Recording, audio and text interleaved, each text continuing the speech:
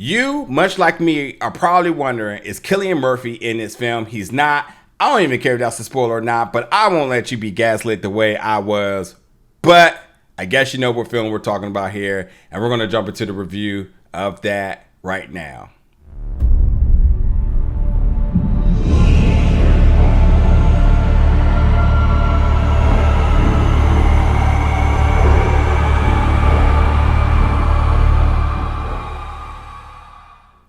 What's up, everybody, and welcome back to the channel today for another review. And today we're going to be reviewing the new film 28 Years Later, which is in theaters right now. This film has been a long time coming because 28 Weeks Later was back in 2007. 28 Days Later was back in 2002. And finally, we are here for the third installment of this series. And there's a lot to make of it, but we're definitely starting off with the fact that Cillian Murphy's character Jim is not in this film. I, much like you, probably was gaslit thinking in the trailer that he would appear. He's not. And that is a little disappointing because everybody is looking forward to seeing him in it. Now, granted, I hear that he's the executive producer of it. I saw that online. I'm not sure if I saw that in the credit. That's okay. Danny Boyle's the director here. Alex Garland is the writer. And in this film now, we have Jodie Comer, Aaron Taylor Johnson, Alfie Williams, to say a few. And Ralph Fiennes, might we say, is in this as well, too. The thing with this film is I just don't think it was good. And I know that there's a sequel coming. And maybe there's a trilogy I'm hearing. But I definitely know there's a sequel. And if you ever are a fan of like combat sports and you have a big fight that you're building up for and maybe something doesn't happen so somebody else has to take the fight. And the worst thing you want to do as the champion or even the contender that was a part of the original fight is overlook your first obstacle. And that's kind of how I felt like with this film. Because I'm like, if this film is truly to set up the next film, that does not mean you get to just overlook what is necessary to make this film good. And the first thing I got to say is the first two acts I'm okay with. The third act is the most how do I put this without even sounding like a total, like it's incoherent at a point. It feels like there's no coherency between the first two acts and the third. It just goes completely off the rails. And I don't actually mean as if it was on the rails in the first place. It just feels like it was just its own thing, side quest that definitely misses a lot of important elements that was needed in it. So first thing I'm gonna say is the production, right? If you are a horror fan, it feels very much, especially if you're a hardcore horror fan. I mean, you're like deep in the indies and everything. Like you have a Shudder subscription and everything, right? It feels like a high production indie film, which is fine because horror is probably one of the most beautiful canvas for directors, writers, producers, actors to really express their art. So you're seeing you're seeing high quality productions on micro budgets, you know? So don't get me wrong when I say that, but truly we know really the differences between the budgets because we know how much money is spent and the production studios that are behind them. So this felt like a high production indie project, which is fine. And they have a lot of crazy visuals with all of that. Like if you kind of go back to like some of the original Saws, like it hits you with all of that. Like pretty much like old school 90s music video cuts. And if I really had to recently think of an example of this, I kind of go back to like VHS 99 because whether you're a Shudder fan or subscriber, as I mentioned, or a Fairweather fan, or like you hear of something that's kind of popular in horror, you check it out, or just a true horror enthusiast, like I feel like you've seen these type of cuts before, one way or another. So like it didn't reinvent the wheel, which is fine. If you're paying homage back to the 90s, then that's fine. But like it ain't anything you haven't seen before. But yes, truly those old school music video cuts, definitely like something you've seen out of Saw. or something in terms of what you see a lot of in VHS 99. So it's one of those very artsy horror films, and the gore is there, and they make those kills look very cool. So yeah, so the sci-fi special effects, the special effects, makeup, and folks, they did a great job with the infected. I was definitely very, very cool with it. It was a great job. But and just a little bit more, like, in case you like not really understanding the type of, like, this little glitchy, laggy little effects through the transition edits, like, that's what I'm talking about, and it's cool. Now going about the plot here. Now, first of all, I want to. There's two different things that kind of happen. The beginning of the film is something that kind of establishes the world in terms of like it's like reintroducing us into the world of the rage, the infected, the rage. So you get that in the beginning.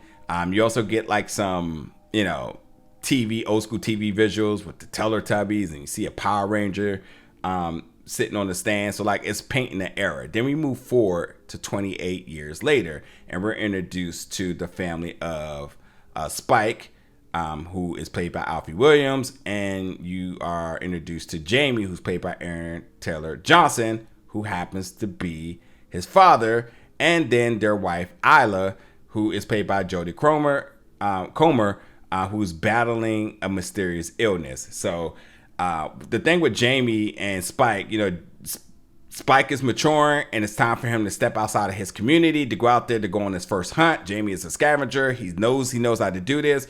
And at the same time, they're just taking care of her wife because they really don't know how to treat her because there is no doctor. So basically, this is almost like hospice in a way.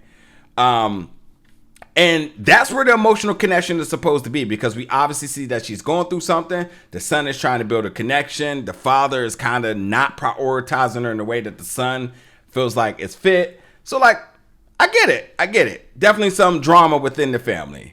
Now, with that though, I felt like there was this moments too. Oh, and not to mention too, the dad is putting like this type of pressure on his son, building it up to be something he doesn't want to be, put grandstanding him, he's the trophy son and he's the hero and so, but the son isn't quite feeling that right now because he feels like his priority should be the mother, not going out there to be an accomplished scavenger, killer, hunter, whatever you want to be. Now, a couple of things I didn't like about the film. Like, one, there was some questionable dialogue. Like, I don't like the idea of having to explain something. Like, almost like mansplaining, as they say, but why not just let it play out and let the viewers get a grasp of what it is by actually just letting the events roll. Like there's a moment where they're leaving out of their community, and they're talking about high tides and low tides, and why, if it's a high tide, they can't walk over the rocks because they're basically gone. Well, yeah, duh, we get that. And I know it's supposed to be a measure of saying, like, wow, if they get stuck on the other side, why they won't be able to come back. But you'll see the film, and you'll see exactly why that just doesn't make sense. So there's that. I will also say that there was a measure of empathy I have for this little kid, Spike. He sees and goes through the most in 48 hours. It's like, to the point where I'm like, I'm not sure where my emotions should be at, but I definitely think it needs to be a Spike, because this little boy is having to mature at a rate that is not fair to him. So just understand that with that, while it seems like this is sort of an adventure to get answers for his mother, and the father's looking to build his son up to be somebody he doesn't want to be, Spike has the craziest adventure in 48 hours that just is not fair to this little boy. I also think there's like a video game aspect to this. So you do have some of the rage zombies that are called alphas. And yeah, they're fresh out of the page of a Mortal Kombat finisher. So yeah, people's heads are being snatched out with their spines dangling from them. So it's cool. Definitely appreciate it. Definitely brutal. I honestly wish we saw a little bit of variations of the fatalities, if I must say, because you do it once, cool. You do it twice, like, okay. Let's switch it up a little bit here, you know? But listen, like the third act, as I talk about, it's just, there's no cohesion with the first two. In fact, with all the momentum that the first two acts built, the third act just slams on brakes. And I mean, 20 car pileup behind you. It's a snooze fest. And like, I just was ready for it to be over. I just was not buying into the third act. I did like the rock score. I thought it was a great compliment to everything. And then when you think the film is going to be over, there happens to be this very last pocketed little moment of what in the world am I watching right now? And all I'm going to say is with the beginning of this film, where I mentioned, you know, the TV visuals of the Teletubbies and obviously painting what era that was in. And then the Power Rangers on the stand also painting. So like basically my childhood here, right? And I'm thinking that's just it. Only for it to come into play at the very end of the film. Because then we're introduced to a whole new slate of characters that are these Power Ranger Teletubby looking. It's not the word I was going to say I want to use. But like these fake, like chain wearing, like they want to be. You'll get it. You'll get it. You'll see it and you'll get what I'm saying. But it does have a connection to the beginning beyond that. But I also just didn't care at that point. Now, again, maybe it sets up for future things. And this is their way of ensuring to us, the viewers, that we knew a sequel was coming. And if you're on it, or if you're reading through the net, then yes, you knew. But if you didn't, then you kind of wonder, like, wait, are we leading towards something? I don't think it was the best execution, but at least we have a safeguard that we know it is coming. Because, man, if that was the end, that'd be one of the, we start talking about some of the worst cliffhangers of all time. Because it just didn't land. It almost was like, what is this new energy in this film? And I just wasn't buying it. I really just wasn't. So, I don't know. Being gaslit by Cillian Murphy, this whole Teletubby Power Ranger thing, the third act just not being at all, there's no continuity with that in the first two acts. Again, slams on the brake, 20 car pile up. What are we doing here, you know? So I felt like the first two acts had a lot of good things going and whatnot. And then, yeah, it just